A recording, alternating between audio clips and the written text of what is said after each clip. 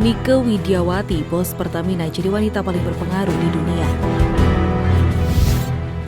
Nama Direktur Utama PT Pertamina Nike Widiawati kembali masuk dalam daftar wanita paling berpengaruh di dunia tahun 2021 atau Most Powerful Women International versi majalah Fortune. Nike berada di posisi 17. Wanita kelahiran Tasikmalaya 25 Desember 1967 ini sempat menjabat sebagai Direktur SDM Pertamina pada 2017 lalu, tak lama kemudian memegang posisi PLT Direktur Logistik, Supply Chain dan Infrastruktur Pertamina pada 2018. Sepak terjangnya di perusahaan plat merah bukanlah Pertamina saja. Sebelumnya, Nike dipercaya menjabat sebagai Direktur Pengadaan Strategi 1 PT PLN Persero, kemudian Direktur Utama PT Mega Eltra yang merupakan kontraktor listrik di lingkungan holding PT Pupuk Sriwijaya. Pihaknya juga pernah menjadi Direktur Bisnis di PT Rekayasa Industri dan Vice President Corporate Strategy Unit di perusahaan yang sama. Dari laman resmi Pertamina menyebutkan Nike sudah menjadi eksekutif di berbagai tempat sejak tahun 2008. Dari segi pendidikan, Nike Widiawati merupakan lulusan Hukum Bisnis di Universitas Padjadjaran tahun 2009 dan Teknik Industri di Institut Teknologi Bandung tahun 1991. Nike terpilih bersama sejumlah CEO global, diantaranya CEO GlaxoSmithKline Emma Walmsley di posisi pertama, CEO Ping An Group Jessica Tan di posisi kedua, CEO Banco Santander Anna Botin di posisi ketiga, dan CEO Macquarie Group Ltd Semara R. Wikramanayake di posisi keempat. Sementara yang berada di bawah Nike diantaranya Presiden Global Foods and Refreshment Unilever Hanneke Faber di posisi 23, CEO Norsk Hydro Hilde Merete Aseim di posisi 24, CEO P&G Alexandra Kate di posisi 37, dan CEO OCBC NISP Helen Wang di posisi 41. Majalah Fortune International mengakui bahwa prestasi Nike Widiawati sebagai pimpinan tertinggi perusahaan energi di Indonesia telah terbukti dengan kemampuannya melewati tantangan triple shock, yakni jatuhnya harga minyak, penurunan permintaan bahan bakar, dan tekanan nilai tukar yang dialami Pertamina selama pandemi tahun 2020. Fortune menilai ketiga faktor tersebut telah menurunkan pendapatan dan laba Pertamina. Namun pada paruh pertama 2021 di bawah kepemimpinan Nike, Pertamina menunjukkan kondisi lebih baik dengan mencapai target produksi minyak dan gas bumi.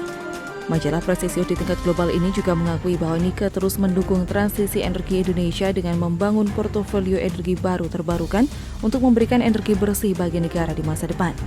Pengakuan ini merupakan bukti nyata besarnya kepercayaan internasional terhadap Pertamina yang terus bergerak mengantisipasi transisi energi.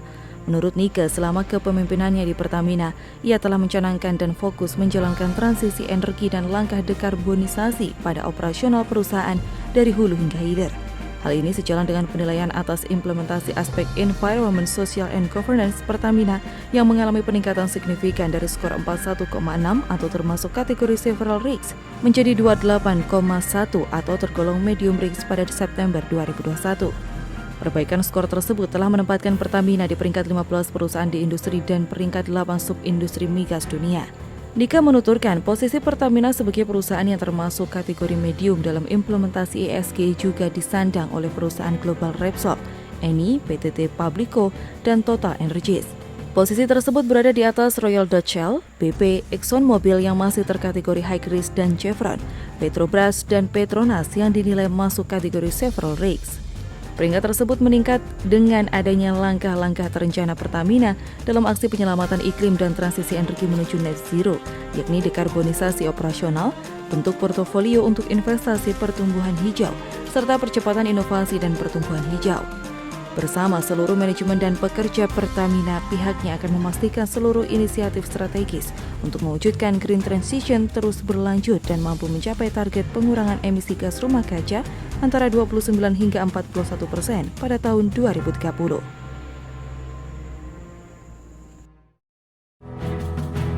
Mimpi Erick Thohir segera terwujud, dorong IPO BUMN jadi bursa RI nomor 1 di ASEAN. Setelah melewati masa 2 tahun menjabat Menteri BUMN, mimpi Erick Thohir membawa perusahaan plat merah melantai di Bursa Efek Indonesia bakal terwujud. Anak usaha Telkom PT Daya Mitra Telekomunikasi atau Mitratel bakal menggelar penawaran umum perdana saham atau Initial Public Offering atau IPO pada akhir 2021. Menteri BUMN Erick Thohir terus mendorong perusahaan plat merah untuk melantai di pasar modal Indonesia atau Go Public.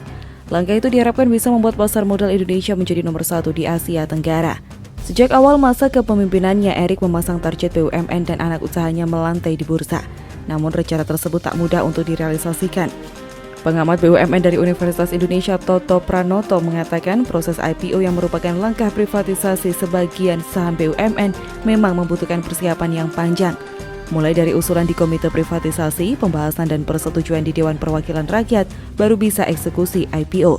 Realisasi rencana tersebut tampaknya sudah di depan mata. PT Mitratel, anak usaha PT Telkom Indonesia Tbk, menjadi yang terdepan melantai di bursa. IPO Mitratel diperkirakan bisa terwujud pada akhir 2021 ini. Staf khusus Menteri BUMN Arya Sinulinga mengatakan, hal yang pasti Mitratel yang terdekat perusahaan pemilik tower ini akan menjadi bintangnya perusahaan di industri ini. Arya mengatakan IPO Mitratel bisa sukses karena punya fundamental yang cukup kuat.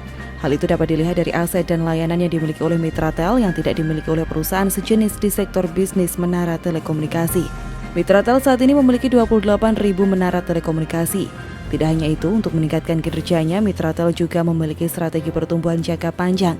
Saat ini perseroan masuk ke infrastruktur jaringan 5G yang sedang berkembang. Rencananya Mitratel juga akan ekspansi di kawasan Asia Tenggara ataupun Asia Pasifik. Tak hanya itu, Arya mengatakan nilai tambah Mitratel juga karena didukung dengan jaringan kabel serat optik.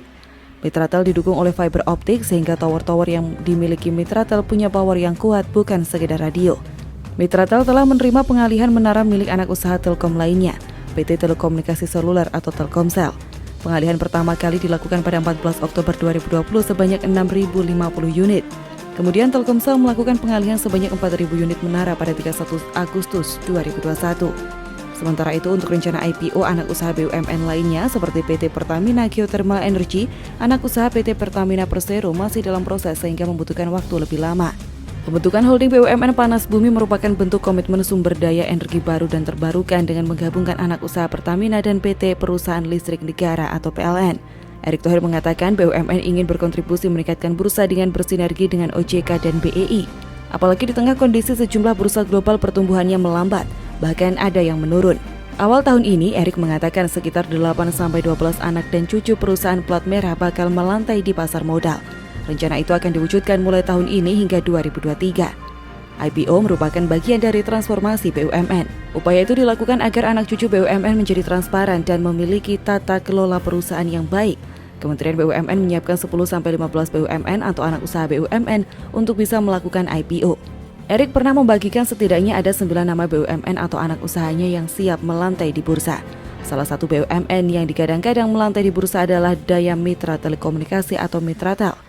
Selain itu juga anak usaha PT Pertamina Persero yang didorong IPO adalah Pertamina Integrated Marine Logistik, Pertamina Geothermal Energy, Pertamina Hulu, dan Pertamina Hilir. Termasuk holding Rumah Sakit BUMN Indonesia Healthcare Corporation yang didorong untuk melantai di bursa. Perusahaan lainnya yang didorong IPO adalah PT Fintech Karya Nusantara alias Link Aja dan Pupuk Kalimantan Timur.